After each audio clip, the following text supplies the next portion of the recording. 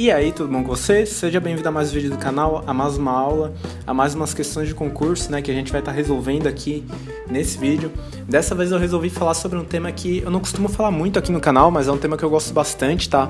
Então hoje a gente vai estar falando sobre cirurgia bucomaxilofacial. Eu resolvi falar sobre esse tema porque o Arthur me pediu nos comentários, então muito obrigado, Arthur, aí por participar, né, aqui no canal. Mas então hoje, pessoal, a gente vai estar resolvendo 9 questões sobre bucomaxilo. Eu resolvi trazer uns temas mais básicos aqui para o canal, tá? Da bucomaxilo, porque as questões que eu trouxe aqui, elas podem ser tanto cobradas em provas específicas da bucomaxilo, quanto em provas de concurso para clínico geral e também em provas da faculdade. São temas que caem muito em prova da faculdade, porque é a base de tudo, né? Da cirurgia e da traumatologia bucomaxilofacial. Então são questões bem legais aí, são temas bem importantes de tu estar conhecendo. Então é legal que tu não vá fazer uma prova de concurso, né, sem conhecer esses assuntos.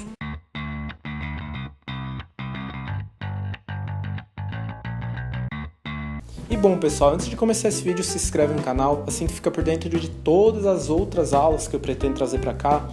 Tem prova de concurso resolvida, vão ter mais aulas, vão ter casos clínicos aí que a gente vai estar conversando sobre, artigos científicos. Então tem muita coisa interessante aí para você, né, que quer complementar o teu conhecimento aí nos assuntos do odonto. E tu se inscrevendo, tu faz parte dessa comunidade aqui no YouTube que só fala de odontologia, e seria muito legal ter você aqui com a gente também, esclarecendo as tuas dúvidas, né, e conversando sobre esses temas aí. Então, se tu tiver alguma dúvida sobre os temas, alguma das questões que eu falo aqui, é só deixar nos comentários e a gente conversa também. E eu também disponibilizo para download material complementar de todas as aulas que eu já produzi aqui para o YouTube. Então, se tu clicar no link do primeiro comentário desse vídeo, tá? Eu vou fixar um comentário nesse vídeo aqui, o primeiro comentário vai ser meu. Tu vai encontrar o link para baixar todo esse material complementar. Lá vão ter tabelas, vão ter slides, vão ter artigos, vão ter provas. Tu vai encontrar todo o conteúdo de todas as aulas que eu já fiz aqui pro YouTube, né? E tu também vai encontrar os slides desse vídeo aqui, que vai ajudar nos teus estudos. E esse vídeo aqui vai funcionar como todos os meus outros vídeos do YouTube. Vou deixar 10 segundos na tela. Quando esse tempo acabar, a gente vai estar discutindo o gabarito, a resposta dessa questão. Se tu achar que 10 segundos é pouco, tu pausa o vídeo, dá uma pensada extra e depois dá o play. Vamos então para a questão número 1, 10 segundos na tela.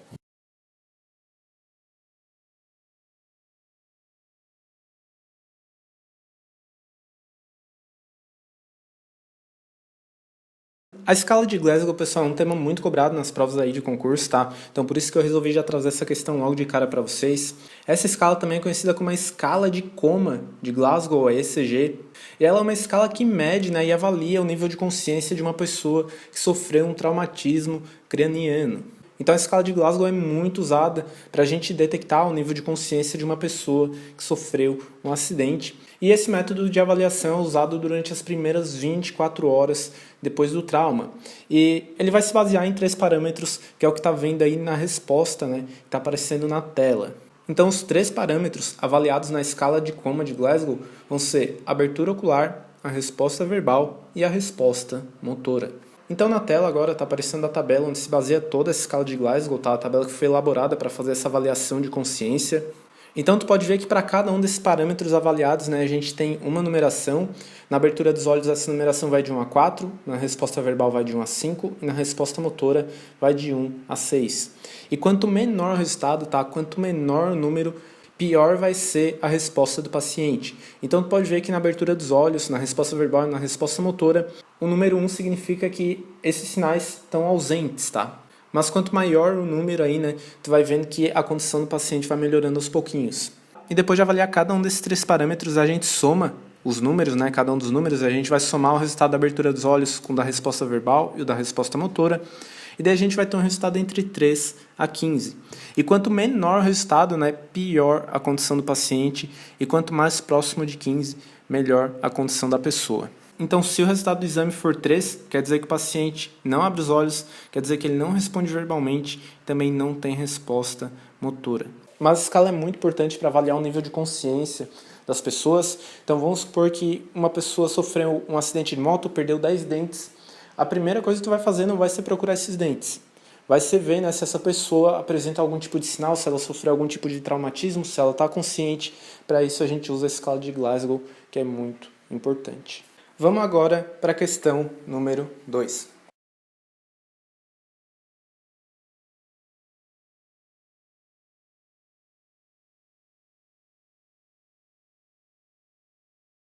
Essa questão aqui foi bem legal de estar trazendo para vocês, tá, pessoal? Classificação Pio-Gregory é um tema muito comum em prova de concurso. Então essa classificação serve para a gente estar avaliando, né, a dificuldade de extração de um terceiro molar. E essa classificação leva em conta duas coisas: a relação do dente com o ramo mandibular, e daí esse dente pode ser classificado em classe 1, 2 ou 3, e também a profundidade da impactação, e daí esse dente pode ser classificado em A, B ou C. E agora tá aparecendo na tela aí um resumo de toda a classificação Pio-Gregory aí para ti, tá? Tu pode ver que os dentes, eles são avaliados em classe 1, 2 ou 3, de acordo com a relação dele, né, com o ramo mandibular, e em A, B ou C, de acordo com a profundidade do dente. Então, quando a gente for analisar, né, pela classificação Pio-Gregory, o terceiro molar, a gente sempre fala que ele é um dente B1, B2, B3, A1, A2, A3, e por aí vai, tá, pessoal? E os terceiros molares mais fáceis da gente estar extraindo aí é o terceiro molar, que é o A1, e os mais difíceis são os terceiros molares, que são o C3. Então agora a gente vai voltar para a questão, tá? Eu vou resumir aí a classificação para vocês e a gente vai ver o porquê que nessa questão aqui esse terceiro molar é um terceiro molar classe 3. Lembrando, né, que classe 1, 2 ou 3 remete à relação do dente com o ramo mandibular. Então a classificação Pio-Gregory 1 fala que o diâmetro mesodistal do terceiro molar encontra-se completamente à borda anterior do ramo mandibular. Tu pode ver que nesse caso, né, não é isso que acontece e por isso esse terceiro molar não é classe 1. A classificação Pio-Gregory classe 2 fala que cerca da metade da coroa do dente encontra-se encoberta pelo ramo mandibular. Tu pode ver que toda a coroa do dente é recoberta pelo ramo mandibular e não metade dela, tá? Como fala a classificação Pio-Gregory 2. E a classificação Pio-Gregory 3 fala que, nesses casos, o terceiro molar encontra-se completamente dentro do ramo mandibular. E tu pode ver pela imagem que é isso que ocorre e por isso a resposta para essa questão é a letra C. E para deixar essa questão bem respondida, tá, pessoal, eu vou estar falando aí também dos graus de impactação dos terceiros molares para te entender bem essa classificação, como ela funciona aí, tá? Então, de acordo com o grau de impactação, né, a classificação Pio-Gregory A fala que a superfície oclusal do terceiro molar encontra-se no mesmo nível da oclusal do segundo molar. Tu pode ver que não é isso que acontece, tá? A superfície oclusal do terceiro molar nessa imagem, ela está abaixo, né, da oclusal do segundo. A classificação Pio-Gregory B fala que o plano oclusal do terceiro molar encontra-se entre a superfície oclusal e a linha cervical do segundo molar. Se a gente olhar bem de perto, tá, é isso que acontece. O plano oclusal do terceiro molar, ele está entre a oclusal do segundo e a linha cervical. Então, esse dente aqui, ele seria um dente Pio-Gregory B3, tá, pessoal? É um dente um pouco difícil de ser extraído também, tá? Ele não é aqueles dentes nem muito fáceis, nem muito difíceis. Ele acaba sendo um pouquinho complicado, né, por causa que ele está totalmente dentro do ramo, como a gente viu antes. Mas a classificação Pio-Gregory C fala que a superfície oclusal do terceiro molar encontra-se abaixo da linha cervical do segundo molar. Mas então, pessoal, por causa disso tudo que eu expliquei, tá? A resposta para essa questão é a letra C. Nesse caso, a gente vai ter um dente classe 3. Vamos agora para a terceira questão desse vídeo aqui.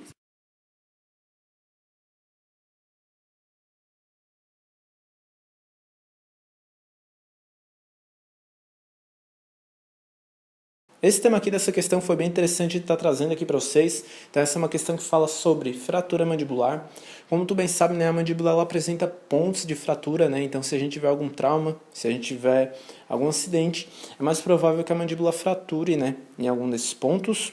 E nessa questão aqui a gente vai ter uma fratura comunitiva, porque a fratura comunitiva acontece quando a gente vai ter vários fragmentos, né, decorrentes aí desse trauma. Então tu pode ver ali que nessa lesão, né, nesse trauma ósseo, a gente vai ter vários traços de fratura nessa mesma região, vários fragmentos, né, ossos quebrados ali. E agora a gente tem duas fotos aqui de fratura simples e fratura composta. Pode ver que na fratura simples a gente tem um ponto de fratura, tá? Na fratura composta a gente vai ter um ou mais pontos de fratura, tá?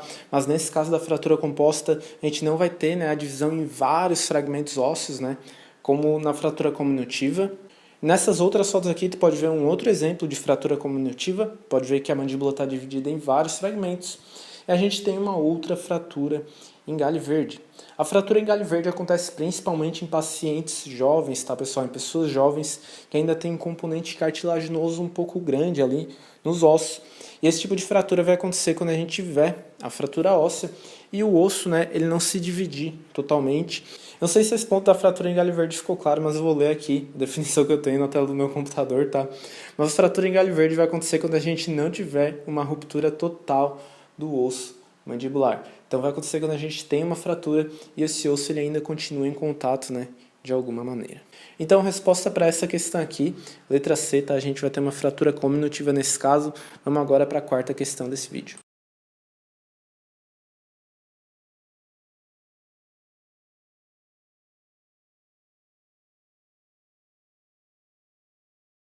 E a questão 4 é uma questão de sutura, é um outro tema muito importante aí para te estar sabendo, né, antes de te fazer uma prova de concurso. Mas essa questão aqui é uma pegadinha, tá? Então o autor da questão acho que meio que tentou pegar o pessoal no nervosismo na hora da prova, na falta de atenção aí, tá? Então a resposta para ela é a letra B, e a letra B fala que a sutura também ajuda na homeostasia para permitir que o coágulo fique aprisionado e resulte nessa homeostasia. E a sutura não vai ajudar na homeostasia, pessoal. A sutura vai ajudar na hemostasia. Então são uma, duas letrinhas aí que matam essa questão, é mais um detalhe mesmo, tá? Eu acho que quem tá lendo rápido ali na hora da prova é difícil de perceber, talvez tu fazendo a questão em casa tu tenha percebido, tá? Mas lá na hora da prova é um pouco mais complicado. Mas homeostase é diferente de hemostase. Então, eu tenho um outro textinho aqui que eu vou ler certinho para vocês, tá? Para te estar sabendo aí qual a diferença entre essas duas coisas, porque é algo bem importante, tá? É uma pegadinha que eu meio que saquei quando eu fui resolver essa questão, porque eu já passei por isso numa prova da faculdade e eu errei, tá? Uma prova de bioquímica da faculdade na segunda fase. Eu acabei errando a questão por causa dessa diferença dos conceitos, né? Eu sabia que era diferente, mas eu acabei não percebendo na hora da prova. Mas a homeostase é uma condição de estabilidade da qual o organismo precisa, né, para fazer as suas funções da maneira correta para trazer equilíbrio para o corpo. E a hemostase são mecanismos que o teu organismo usa para impedir, né, para diminuir a hemorragia. E para isso geralmente é formado coágulo que obstrui a lesão na parede vascular. Então a resposta para essa questão é simplesmente letra B, por causa dessa diferença entre homeostasia e hemostasia. E as letras A, C, D e E são verdadeiras, tá, pessoal? São coisas que tu pode estar até anotando aí no teu material para estudar depois sobre propriedade de sutura. E a letra D e a letra E são as alternativas mais importantes. Então, quando passar a agulha através do tecido, ela deve penetrar na superfície da mucosa em ângulo reto. E daí tu vai perfurar, né, essa mucosa o mínimo possível. E a letra E fala que em um retalho mucoperiósteo a quantidade mínima de tecido entre o fio de sutura e as bordas do retalho deve ser de 3 milímetros. Isso também é outra coisa bem importante e bastante cobrada aí para ti estar sabendo. E vamos agora para a questão número 5.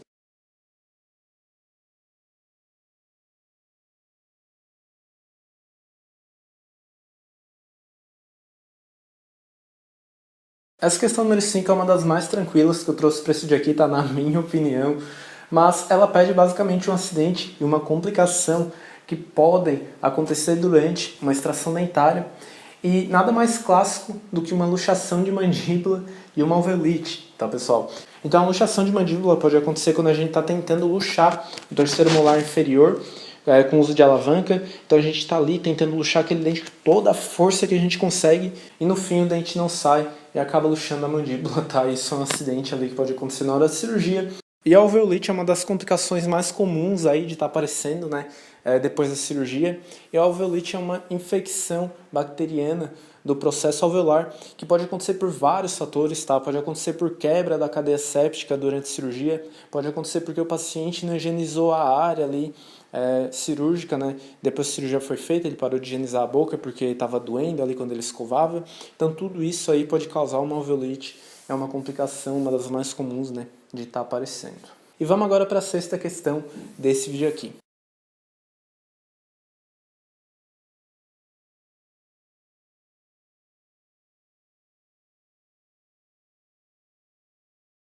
E essa questão número 6, ela fala sobre o sistema TNM. Esse sistema é usado, né, para classificar o tumor de acordo com o seu tamanho, de acordo com a presença de metástase nos linfonodos e também de acordo com a presença de metástase à distância. Então, a partir disso, a gente pode estar verificando, né, a gravidade desse tumor, a gente pode estar analisando, né, as possibilidades de tratamento para o paciente de acordo, né, com essa classificação. E a classificação TMM é um tema simples, tá, pessoal? É um tema fácil de entender, mas é um tema um pouco longo. E se eu começar a falar disso aqui nesse vídeo, esse vídeo vai ficar mais longo, mais comprido do que ele já provavelmente vai ficar, né? Então não vou entrar em detalhes aqui nessa parte do vídeo falando só sobre essa classificação, mas eu vou disponibilizar um link que tu pode achar nos slides, né, para download. Tu baixa os slides desse vídeo aqui, clica nesse link e tu vai saber tudo sobre essa classificação, tá? Tem um artigo bem legal aí na internet falando tudo sobre ela em detalhes, né? De uma maneira bem simples, que fica fácil para te entender. E vamos agora para a questão número 7.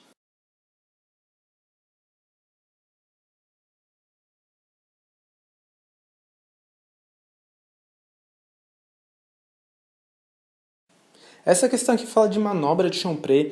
E a manobra de Chompré, pessoal, era um procedimento que era feito depois da extração do dente. Então, quando a gente extrai um dente, né, fica aquele buraco, fica aquela cavidade no alvéolo.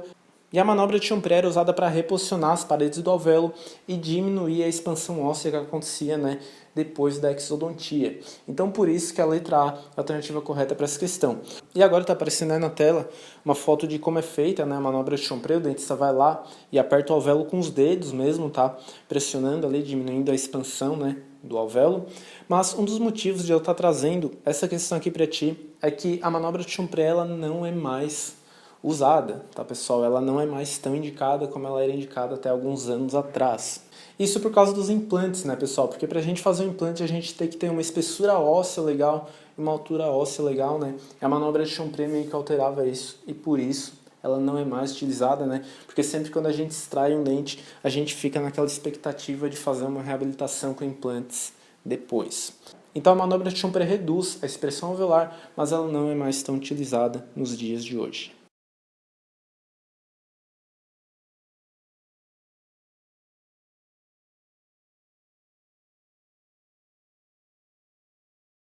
Essa penúltima questão desse vídeo aqui, tá, pessoal? A questão número 8, ela fala dos tempos de cirurgia. Os tempos cirúrgicos é algo muito importante para te estar sabendo em qualquer prova de odontologia que tu for resolver na tua vida, tá? Por isso eu tô trazendo essa questão aqui para ti.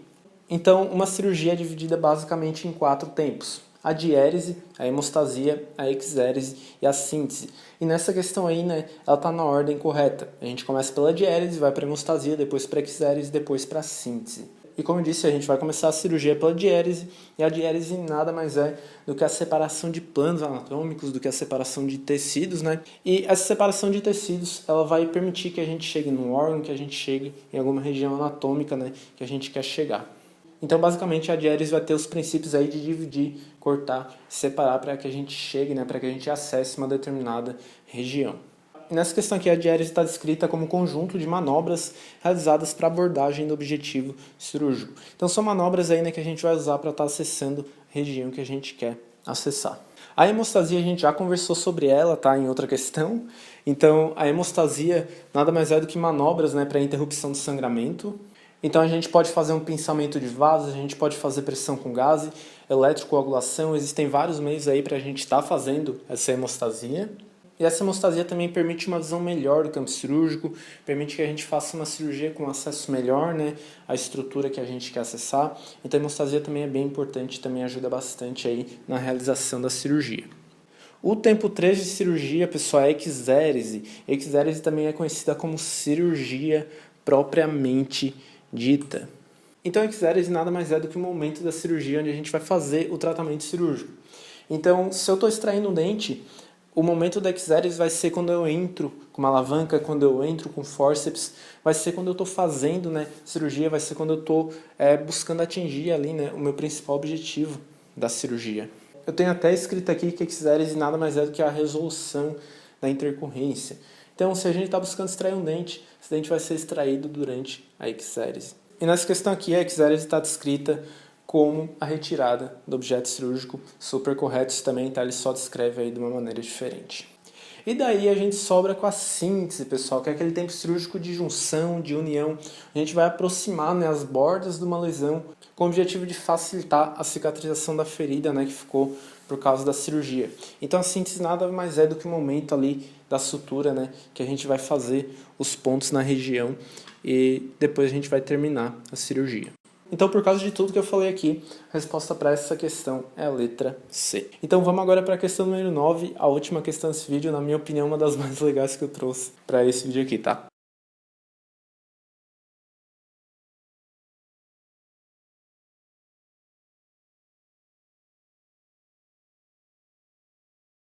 Essa questão aqui fala da dose máxima de anestésico local, tá, pessoal? É um tema que tu não tem como ir para a prova de concurso sem saber ele, então tu tem que dominar isso.